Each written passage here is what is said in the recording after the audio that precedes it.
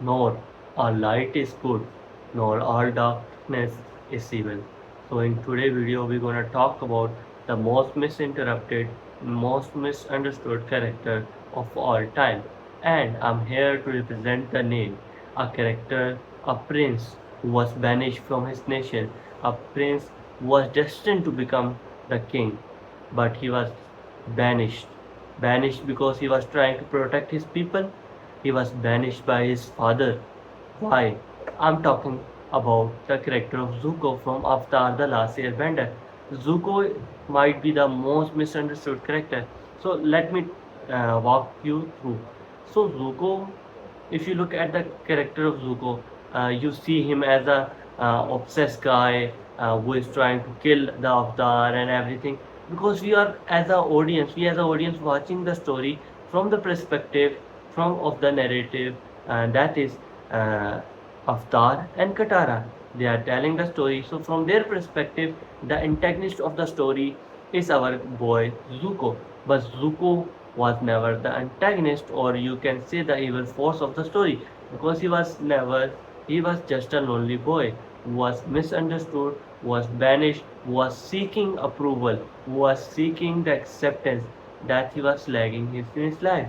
And he was a lonely and confused boy who confused love and acceptance. He confused acceptance with love. He was seeking love that he was lagging.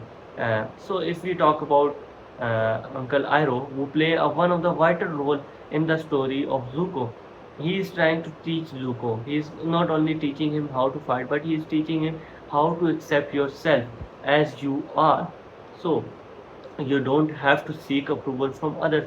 So that's what create the poetry and that metaphorically that we see in the story, and that's why Zuko might have suffered the most, but that's what create the beauty in his character. When I look at the end of the story, everyone in the story Avatar the Last Airbender has evolved, but the most mature, or you can say the most beautiful guy, and the most with the most beautiful journey, the fabulous journey, I'd say magnificent. The guy at the end was Zuko, because I was really fell in love with the concept and character arc and redeem arc of Zuko, because he was trying to redeem himself and then he accept, because when he get the approval of his father, when you remember when Azula gave him everything, like uh, Zuko has killed the Avatar, Azula put all the credit toward his brother, but then when he get all the acceptance and everything, then he realized something, that he is still feeling empty, because he was never after the Avatar, or he never wanted to kill Avatar. He was just seeking approval and acceptance. And when he get the credit of all that thing, when he is being accepted, but then he realized he has become something that he never wanted to become. So that's what create the poetry in his journey and in his redeem arc, and that's why we emphasize and we sympathize with the character of Zuko, and that's what make me love him furthermore. And I see characters that are misunderstood and misinterpreted, but as an audience, everyone is like, Zuko is the bad guy, Zuko is evil, Zuko is this.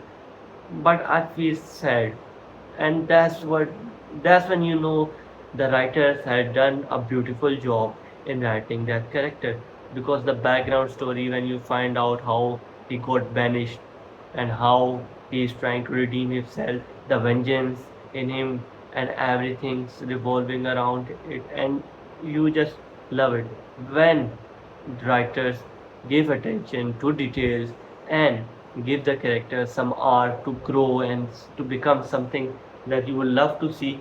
That's what create the beauty, and that's what I love.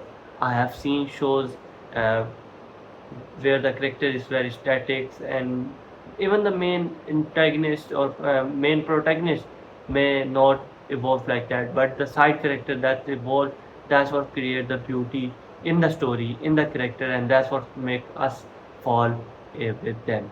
And that's why we love cinema, and that's why we love stories. So I will see you guys in the next video. Till then, goodbye. Boom boom.